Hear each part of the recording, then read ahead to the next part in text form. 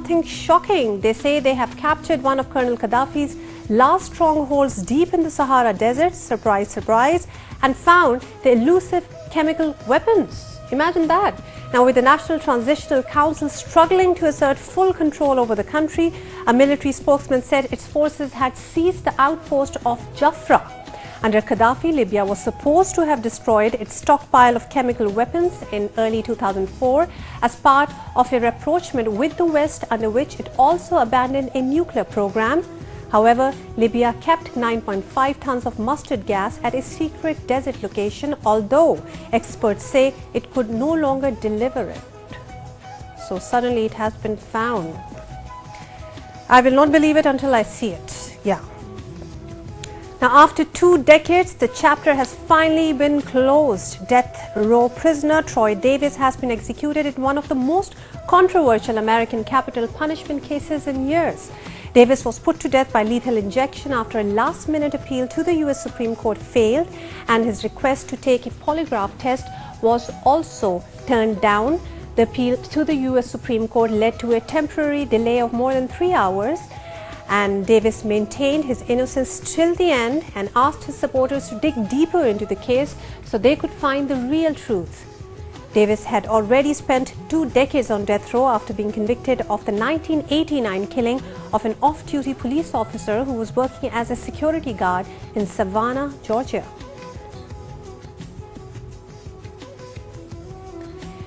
Now, more international airtime for Pakistan, of course, for all the wrong reasons. The best man at French President Nicolas Sarkozy's wedding, Nicolas Bazari, has been charged with misuse of public funds in relation to the Karachi affair. Yes, this is what they call it. I'll tell you what it is. Now, Bazire was charged on allegations of corruption in the election campaign of Edward Balladur in 1994. Magistrates are investigating whether the failed Balladur presidential election campaign received kickbacks from an arms contract selling submarines to Pakistan. Now, Mr. Bazire was arrested on Wednesday and questioned overnight before being charged and released. Investigations into the case began after 11 French engineers were killed in a Karachi bombing in 2002. Amid allegations, the attack was in revenge for unpaid bribes. Yeah, very famous case. I don't have the time to get into it too much, but you can read up on it.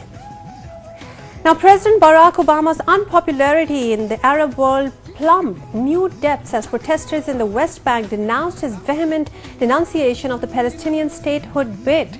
Now, thousands gathered outside the Palestinian government headquarters in Ramallah for the first officially sanctioned anti-US protest in years after Mr. Obama's unexpected words to the UN, posing a fresh challenge to the US administration as it struggles to adapt to the shifting political landscape of the region. Activists harnessed the internet to call for mass pro-Palestinian demonstrations across the Middle East in the coming days. And the growing backlash came as many Arabs reacted with disbelief after Obama addressed the UN General Assembly to deliver the most pro-Israeli speech to a non-Jewish audience of his presidential career. Yeah, the Jews loved it. Okay, what's next? Now, this next one is actually quite shocking. Anti-smoking campaigners say more than 100 primary schools in China are now sponsored by tobacco companies on the hunt for the next generation of smokers. Imagine that. Now, the schools often bear the names of Chinese cigarette brands over their gates and in some cases have slogans in the playground. Like one such slogan which reads, "Talent comes from hard work, tobacco helps you become talented," in foot-high gilt letters on the front of a Sichuan Tobacco Hope Primary School. Imagine the name. Now, China is the world's largest tobacco market and as many as 60% of its men smoke. Well, it figures because regulations to prevent smoking in public places, including schools, have been widely ignored, and the World Health Organization estimates that 2 million Chinese will die each year of smoking-related diseases by the end of the decade, which is 9 years, on. Now, this is plain wrong. Young Indian girls suffering from serious heart disease are being denied medical treatment by parents who prefer to spend money on sons or fear surgery will harm their daughter's marriage prospects. I'm sure a movie will be made on this very soon in Bollywood. But listen to this, a new study has found that out of 400 children under 12 suffering from congenital heart disease, only 44% of girls were treated for their condition compared with 70% of boys. And doctors and women's rights campaigners say the figures reflected the same discrimination against girls throughout India, where women often abort pregnancy if they suspect the fetus is female. The sex ratio of girls to boys, by the way, has declined sharply in India from 933 per thousand in 2001 to 914 in 2011. Yeah, really sad. Okay, talk about being a daredevil. You have to see this one. Professional thrill seeker Jeb Corliss has flown from the peak of China's Tianmen mountain wearing a special jumpsuit fitted with wings. Yeah, you have to see this one. Now, the 35-year-old American took time to carefully check his gear before putting on the wing jumpsuit and helmet and leaping 5,000 feet from the peak of the mountain in Hunan province. And the best part of the show was that after soaring from the mountain and across surrounding valleys, Corliss performed a near perfect landing on a mountain road with just a few small tears in his suit. You gotta see that. So there he is, he's landing over there and perfect. Now, the stuntman has previously jumped from the Eiffel Tower in Paris, the Space Needle in Seattle and the Petronas Twin Towers in Malaysia. And this latest jump was part of a rehearsal before his latest challenge to fly through a cave in a Chinese mountain. What is he up to? I want to be a thrill seeker. Yeah, I think I am in very short measure, not like this at all, but a bit of bungee jumping here and there is good. Yeah. Okay, taking a break now. When we come back, we promised something for the guys this morning and you shall have it. Yeah, wait for that.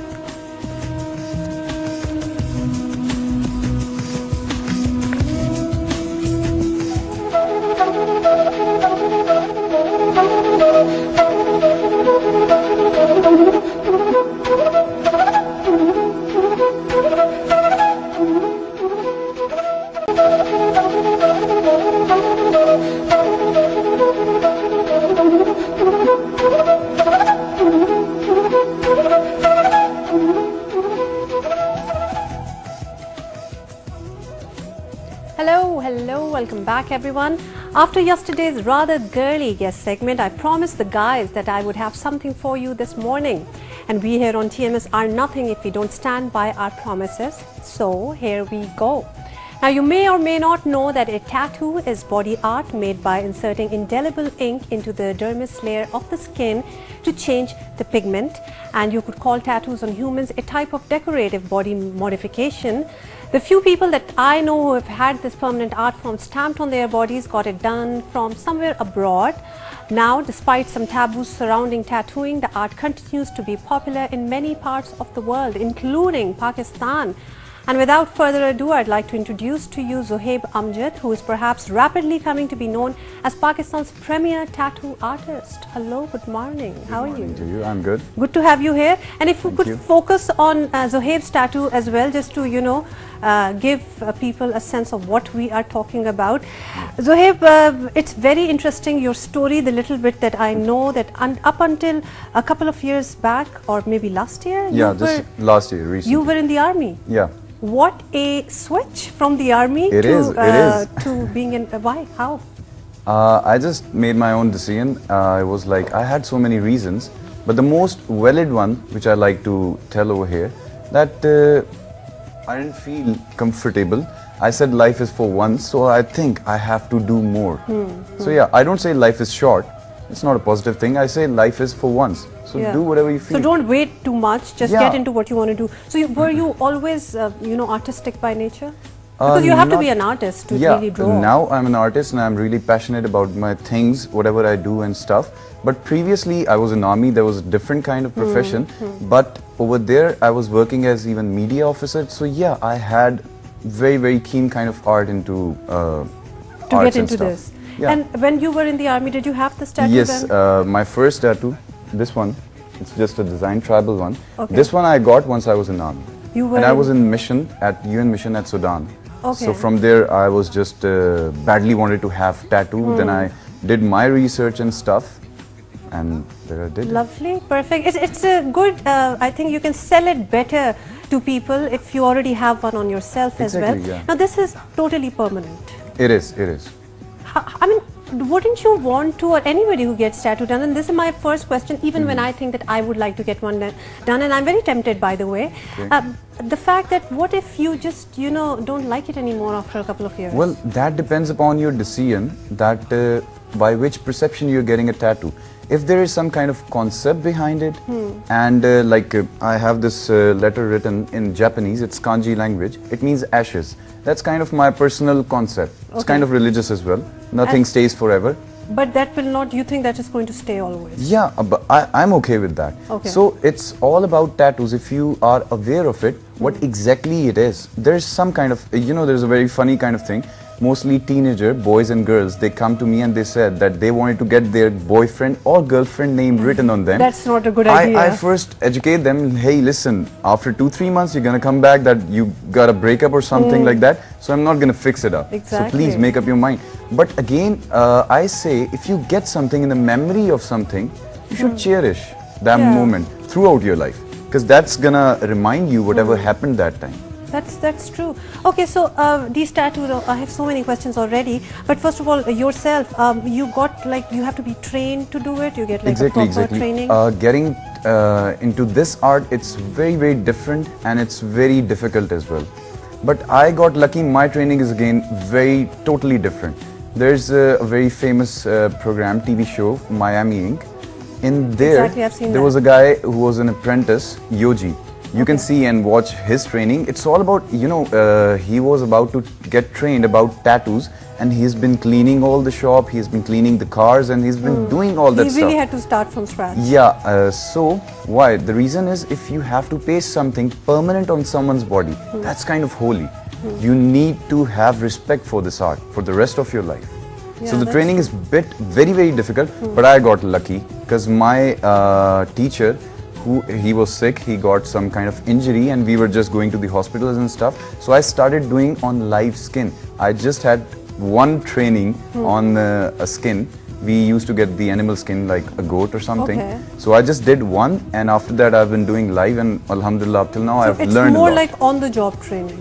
It is. You just learn once you do. You seem very confident, so you know if somebody comes to you with their own design, and I'm sure that people must do that as well. You would know exactly how to draw it. You have to be an artist, like, you know, your drawing in simple, very simple words has to be good as well. About tattoos, it's not actually that. It's totally a different kind of art. It's nothing to do with drawing.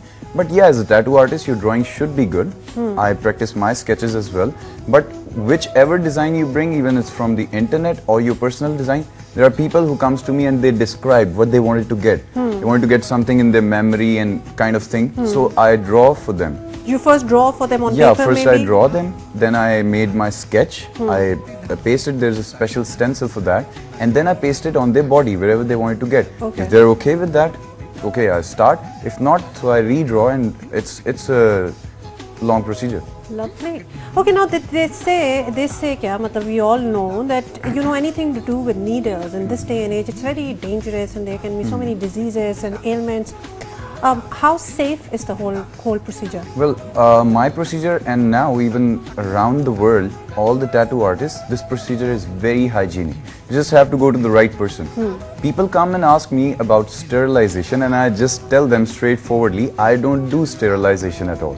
I use disposable things. So you use it and you throw it? I just dispose it off. So there are so many girls who just come and get a mole. So once I tell them the charges, they said, for a mole, this much. So I said, this needle is useless for me. I'm not going to use it again. Is it expensive? It's expensive. And it's expensive all around the world. Okay, this is interesting. You just spoke about the mole. I would have thought that some people would come for big designs and not just a dot. No, people, usually girls who are in modeling and different, I get people from every profession. So mostly girls, they just come and they just wanted to have a mole. That's Lovely. So whether it's a mole or it's a big design, just because you are using that disposable needle, it's going to be quite like highly priced. Because the remedy are